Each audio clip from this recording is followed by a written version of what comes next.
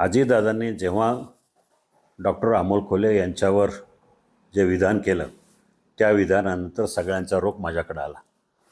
अनेक प्रसारमाध्यमं काल माझ्याकडे येऊन माझी भूमिका काय आहे याबद्दल विचारणा केली.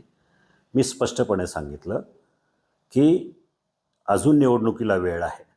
शिरूर लोकसभा मतदारसंघाची जागा कोणाच्या वाट्याला जाईल हे तिन्ही पक्षांनी वर बसून ठरवायचं आणि त्याप्रमाणे खाली कार्यकर्त्यांनी काम करायचं असं ठरलेलं आहे. त्यामुळं ही जागा अजितदादांनी जरी क्लेम केला असला तरी त्यांचा क्लेमसुद्धा योग्य आहे.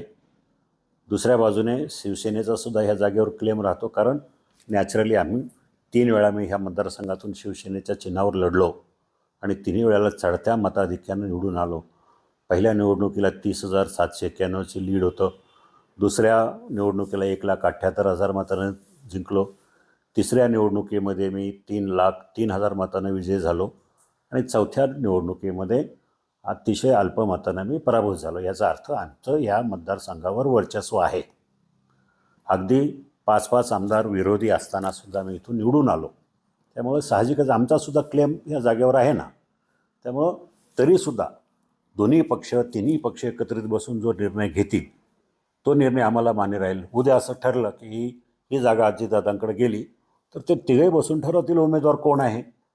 मी असं कधीच म्हणालो नाही. म्हणजे बाकी चॅनेलनं आता काल मगाशी दाखवलं काही की मी अजितदादांच्या गटामध्ये जाणार, सामील होणार. हो, अजून या चर्चेला वेळ आहे. जागेचं वाटप अजून झालेलं नाही आहे. उमेदवार अजून कुणाची ठरली नाही. जेव्हा ठरेल तेव्हा त्या विषयावर चर्चा करू, त्या विषयावर विचार करू. अजून सध्या काहीच नाही.